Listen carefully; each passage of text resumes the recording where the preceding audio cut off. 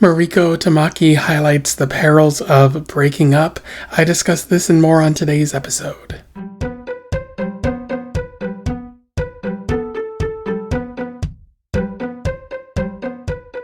Hello and welcome back to another episode of Around the Weird, a booktube channel where I talk about all the unusual and out of the ordinary literature that I found in my travels.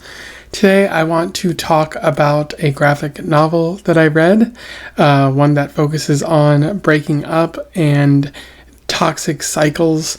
I am referring to Laura Dean Keeps Breaking Up With Me by Mariko Tamaki, which was published in 2019. I've talked about Mariko Tamaki on this channel before. Refer to my video on Harley Quinn Breaking Glass if you want more details about that. But Mariko Tamaki is a writer who's been getting their work published within the past 10 plus years, and they mostly write graphic novels. They've written for both Marvel, DC, as well as just written general stories that aren't comic book based. But without further ado, let's talk about Laura Dean Keeps Breaking Up With Me. I'll do a summary, a little bit of analysis, and we will move on from there. So Laura Dean Keeps Breaking Up With Me focuses on Freddy.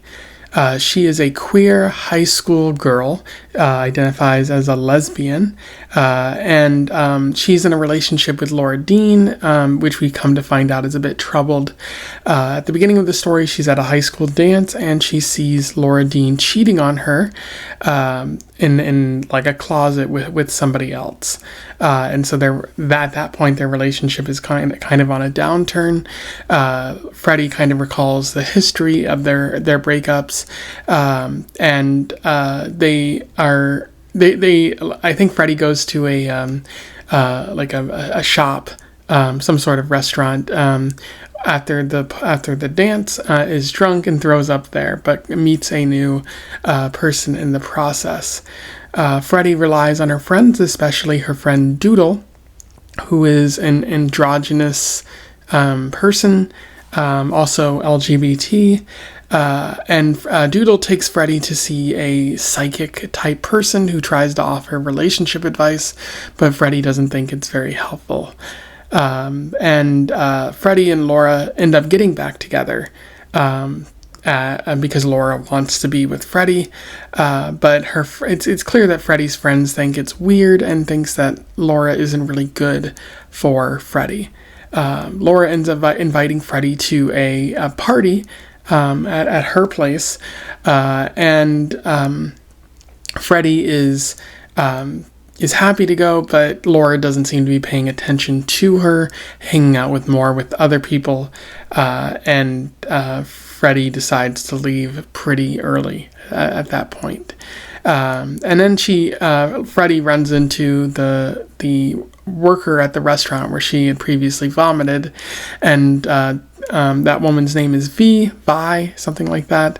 They develop somewhat of a friendship, because Vi is also a queer woman, and Vi invites her to an art show, which is something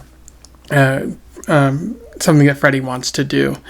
But when they're at the art show, they start dancing, and Freddy sees Laura walk by the art show with somebody else, indicating again Laura is being promiscuous and not being fair in this relationship. So Freddy does the only thing they can think of, and Freddy tries to kiss Vi's girlfriend. It's brief, but Vi is a bit upset, but doesn't hold it against Freddy, since they don't seem to be doing too well. And Freddy tries to fully break up with Laura. But Laura ends up confronting Freddy, and saying, we've done this for a while, we keep breaking up and whatnot, but we kind of belong together, so it's fine. You're not gonna break up with me, which seems very manipulative. And Freddy ends up having a fight with her friends, who again feel that she's spending too much time with Laura, who doesn't care about her, and they feel like Freddy isn't paying enough attention to their problems and when they need support. We end up finding out that Doodle is pregnant, because they had sex with an older man, and there is they fight again, but Freddy agrees to kind of help Doodle go get an abortion, and be there for them, but Freddy, on their way to the abortion clinic, they are texted by Laura, who says, "I need you right now. It's an emergency." And when they get to Laura's house, they learn that Laura, it wasn't really an emergency. And Freddy says, "I had something I was going to do. I told you about this, and still you told me I had to come over."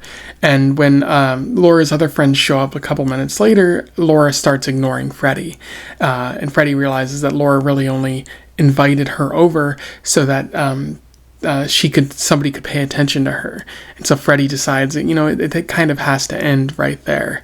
And so Freddy goes and supports Doodle, and helps them with the post-abortion kind of pain that they're dealing with, and things seem to be getting better after that.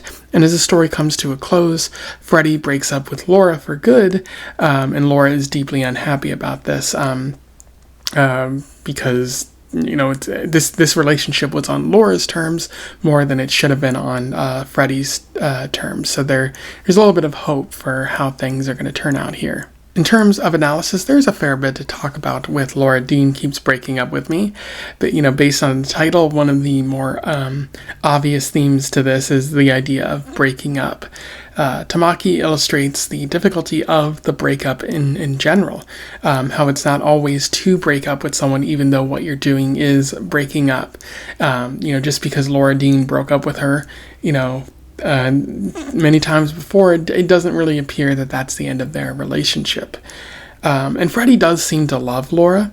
Like there's strong feelings between the both of them, and Freddy feels seen with Laura, and Laura probably feels seen with Freddy. And there's this idea that Laura is there, like they're in a relationship, she's there. Laura is a pretty big part of her life, and so when that ends, someone who was there is now not there anymore, and that can be pretty difficult to deal with. Allow me to read you an interesting quote from this. "The hardest part of all this, aside from the astounding fact that being dumped feels like food poisoning, is the fact that I'm always losing a person who was just there. Like she's gone, but she's not gone. I can still smell her deodorant on my sheets." And that's a pretty familiar feeling of, having someone around who's been a pretty big part of your life, and then they're gone, but you can still kind of remember the times that you had with them. And it's very hard to kind of get over that. And especially given that Laura keeps breaking up with her, getting back together, there's never really any time for Freddy to really mourn this process, to feel what she needs to feel and move on from it. But as an advice columnist who she writes to later in the story says, maybe it's healthier to break up. Maybe it's an act of love. Like, yes, you love this person, but your being in a relationship isn't really good for you. And so maybe it's a greater act of love to break up and just end it there before things turn even more toxic than they might already be. So love does matter here. You should definitely consider love, but sometimes it's better for yourself and for the other person for you not to be in a relationship with them.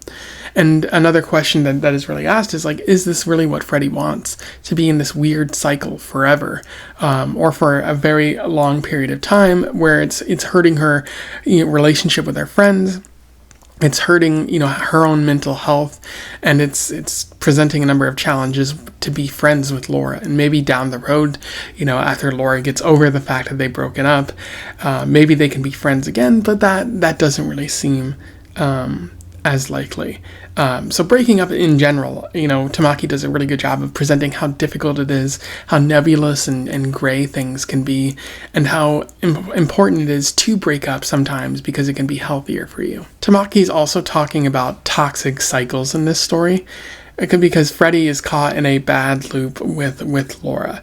They have this relationship, and then a painful breakup, followed by Laura ignoring Freddy for a small period of time, and then they get back together. And there's also this weird loop that's going on with Freddy's friends, where Freddy is there for them, but then Laura comes around and Freddy is no longer around to be with her friends.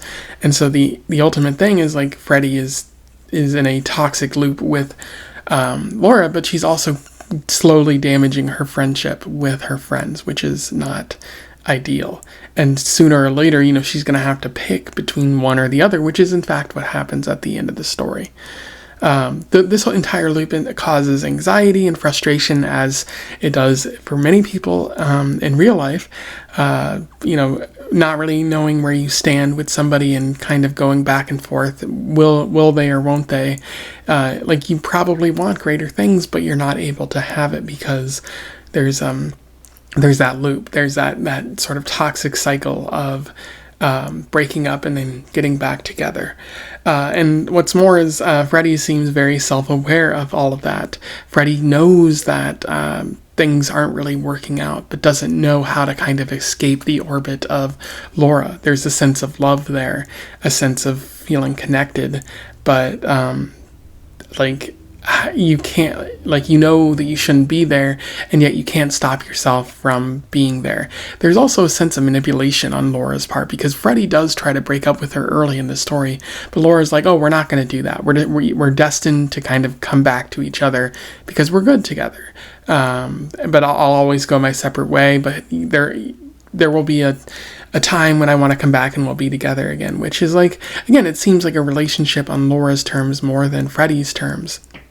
So in addition to that self-awareness, there's also that sort of toxic cycle there. I do think this is very important that Tamaki writes this, because this is kind of aimed at young people. This is, young adult fiction, but presented in a graphic novel.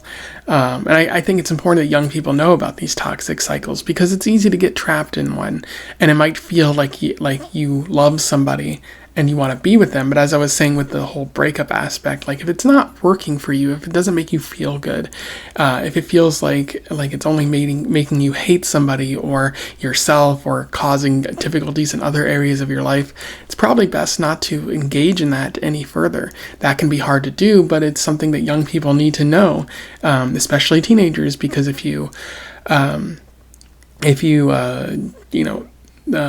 just continue along that, it's going to cause you further harm, further emotional damage, I would say. The last thing worth noting about this story is the themes of the LGBTQA sort of lifestyle list. Not lifestyle, but like mindset. Not mindset either. It's enmeshed in LGBT culture. Because Freddy is gay, specifically, Freddy is lesbian.